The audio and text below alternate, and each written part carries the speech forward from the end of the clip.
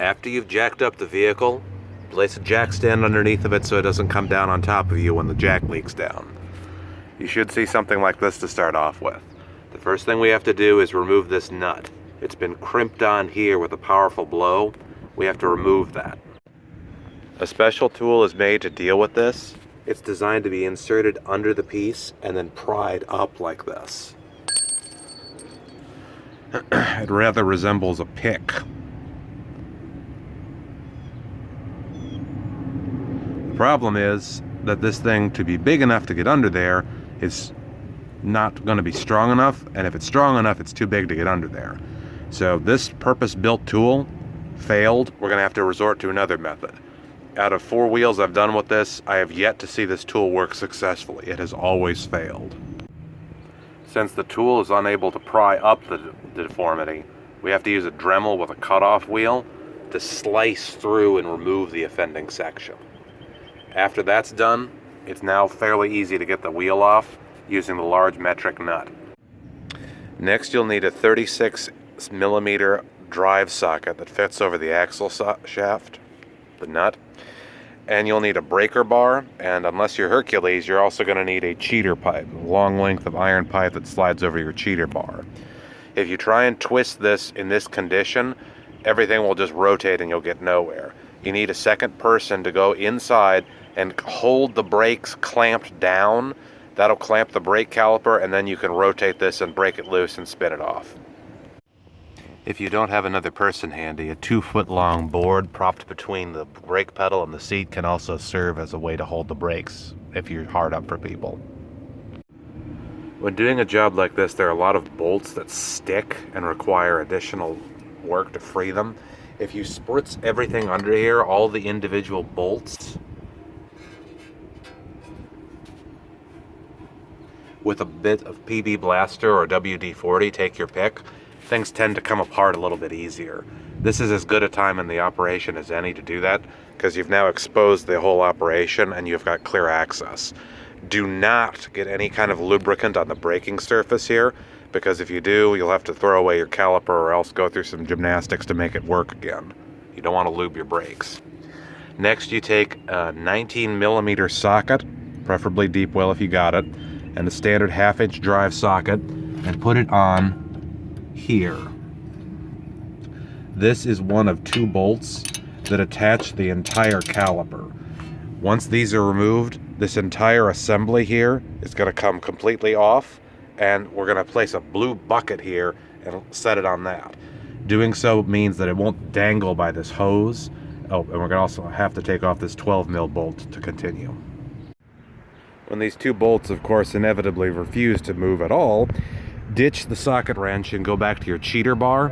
Turn the wheel hard to the right in this case, so you've got the access you need, and then you'll be able to get enough of a lever arm that you can easily remove the bolts. We've now got the caliper removed, and the hose is not taking the strain, just sitting here in a bucket. You can also use fence wire or a coat hanger or whatever not to hang it from up here, and that's also perfectly acceptable, as long as you're not dangling it from the hose that supports your brakes. After that's done, we're going to remove this, which is now just held on here by gravity and nothing else. Beware, some of these vehicles have spots right here and here where they've bolted on the rotor. Why they do that, I don't know, but check and make sure they didn't booby trap you like that before you take yours off. Next, we're going to start on the disassembly. Minor pro tip: if you take your bolts off and pile them in a bucket somewhere, you can lose them. You can forget which one goes where. If you just put them back in the socket holes, that makes it much harder to accidentally confuse the one or lose one. Now we're going to remove the bottom joint here that holds everything in place. To get this out, we're going to have to pull this pin with a pair of needle nose pliers, and then we're going to unscrew the nut. We are not going to attempt to remove it after that, just the pin and the nut to start. This one turns out to be a 19mm, just like the socket that we used earlier to remove these bolts. Unfortunately, there's not enough room in here, not enough clearance to get a 19mm socket in there. So we had to resort to using a 19mm wrench. 19mm open-end box wrenches are larger than what's going to come in most of your traditional sets of wrenches, so double check and make sure you've got one first. It also helps to have a large hammer to beat on the side of the wrench with to break it loose the first time. Next, we crank the wheel all the way back to a hard left turn to expose the steering ball joint down here. First, we're going to remove the pin with our needle nose pliers, and then we're going to remove the nut after that. After removing the nut and the retaining pin from the ball joints, both here and underneath, then what we have to do is remove the ball joints themselves. This should be a matter of simply pushing or tapping up on the underside, but unless your car is brand new, it will have rusted solid as a block. So you're going to have to go out and buy a tool like this. This is designed to slide in between the two parts here to separate them, and you beat on it with a hammer until everything comes apart. It's unfortunate this is required, but this is the way they built the car. With those two ball joints now properly separated, now it's a matter of getting on to the next bolts. These two here are going to have to come off, and then we'll be able to pull this out of the center and remove it, to hit it with a hammer and remove the bearings. It's worth noting that when we did this, because of the substandard way the car was designed, hitting it with that forked tool, of course, destroyed the boot. So for best options, it would be a good idea to get a new tie rod end for the side that you're doing here. So this is as good a spot as any. Put some WD-40 or PV Blaster on there to let it sit, and then we're going to order a new one of these from the auto parts store when we go in for the rest of it. Those bolts are 22 millimeter. Inevitably, they will be stuck. So guess what you have to use again? The cheater bar and the cheater pipe. Once you've removed the 22 millimeter bolts on the side here, then we move on to the speed sensor. And before we go to that, it's worth noting that there is a difference between going after this end and going after this end. Given the choice, put your ratchet or socket onto the nut, not the bolt. It'll make it easier to get off. Now for this one, we have to remove the speed sensor clamp here and then follow it down into the wheel well itself here. We're going to have to remove that 10 mil bolt and then pry on, this little bit of plastic here. Don't try and pry on this bit of plastic here. If you do, it'll just break right off. In order to best extract the speed sensor, the easiest way to do it is to tap it out from the inside. Unfortunately, we encountered another problem. The axle shaft is supposed to slide seamlessly out of its socket here and out of the way. This should be a 5-second operation. But of course, because this is real life and this is an old rusted vehicle, 2006, it's stuck. Somehow the damn thing fused in there. So the first step we used was we took the nut and put it on there and used the nut to drive it down into the socket deep enough that we could wedge the ball joint puller in here and pound on it until it comes loose. To free the axle shaft the rest of the way, take a socket that's about the same diameter as what you're trying to pound out, put it into the hole, and then pound it the rest of the way out using your trusty sledgehammer. Once you got it loose, then you got to go after the speed sensor. With it now exposed and easy to access, it's not as big of a deal to put a screwdriver in here, put it directly on the spot, and pound this thing out without breaking it. Of course, if the bearing has actually failed, which is, why we're doing this job in the first place, it will have overheated, in which case the speed sensor will have melted neatly into the surrounding area and been stuck so tightly that even pounding and prying and PV Blaster still wouldn't get it out. So it might be a good idea to have one of these things on hand as a spare, because if you actually have to do the repair, it's impossible to do the repair without breaking stuff. Because of course it is. Now that you've got the component part off the car, we're assuming that for the press job, you've purchased something similar to this, a socket pressing set that can press out the wheel bearing. These are very useful tools. They can press out the old wheel bearing and they can press in the new wheel bearing and the new hub. Both of those can be pressed in. However, fun fact, these sets cannot press out the original. meaning that the way you get the original out is you find somebody to help you. They grab it here and hold it, while your second person grabs a big socket, puts it in the center, and then hits that socket with a large hammer, because this is the way Honda designed it. Yeah. After you've pounded out the part with the sledgehammer and the socket, this piece will come flying out. Then you're down to this. Now, you're still not yet ready to do the actual pressing. The problem is they've left this ring in there. You can see here. Now, what's supposed to happen is you put a set of ring pliers or needle nosers in there and squeeze, and it just comes out and everything should be hunky-dory. Of course, that's not what's actually going to happen. Because we have to do this repair, that means we can't do this repair. If we didn't have to do this repair, everything would be nice and cool and it would all slide apart. Because we have to do this repair, everything got hot and fused and rusted together, and it's all one solid brick now. So what you have to do is put your pliers or ring pliers in here and pull, and at the same time have somebody else with a hammer and a chisel or a screwdriver pry and curse and fight, and eventually this thing will come loose. But it is not a fun process. We eventually got the snap ring out of the bearing retaining area. It was much harder than expected. The pliers that are supposed to go together here, see, they don't meet at the end anymore. That's because we bent them trying to get this out of here and failing. We had to take it to a pro shop that used professional machine grade snap ring pliers, because everything at AutoZone and Advanced Auto Parts all failed. They were all too small. And on top of that, they also had to resort to using a punch set. So professionals, a punch set, and a special set of pliers for this. That's what finally got this out. With that out of the way, now we're going to be putting on the tool that will press this thing out from the inside. It's reattached to the car now. The reason for that is otherwise it's going to flop around. So with it reattached, we can now put on the bearing press tool and now finally begin the actual repair we were trying to do. Alright, this is what it looks like assembled here.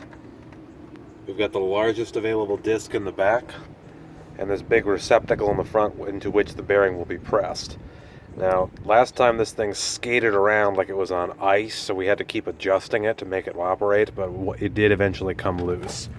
You're going to need your usual breaker bar, your socket wrench, probably your cheater bar, and if you are using this particular red set, what we found out the hard way was you need two sockets for this, a 32 and a 28 mil. You'd think, oh, well, obviously with this, I can just put a socket, like a open-end wrench on the back of that. And you can, for a while, until it descends into the inside of the hole and the wrench won't work anymore. That was another stop to the tool shop. So yeah, you need both sockets, one for each end, for this tool to work as it is designed to work. Because everything tends to flop around, it helps to take your second piece, your tie rod end, and reattach it with the 22 millimeter bolt on the bottom. Pinning that in there will help make matters easier because it's not going to flop when you're done. After a lot of grunting and swearing, we got the bearing out. Despite it being burned out and worn, it did in fact come apart without breaking anything else. So that's what the whole assembly looks like. Next, we're going to be pressing in the new bearing. Before reinstalling or installing the new bearing, take a moment to make sure you're getting it in the right orientation. After we blasted the front end out of this, that's what the out-facing side looks like. The side that would be the wheel to the viewer on the outside of the vehicle. That's what the inside of the wheel looks like. The new bearing has two different sides. This side here, the inner side, is the one that looks like this. This is the one that you have to face inward because it's got the ability for the magnetic sensor, the speed sensor, to pick up and accurately read your speedometer.